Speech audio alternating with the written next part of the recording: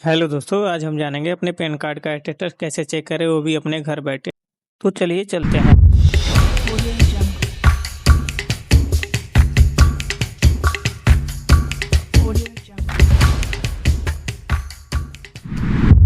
सबसे पहले अपने गूगल क्रोम पे सर्च करेंगे पैन कार्ड स्टेटस।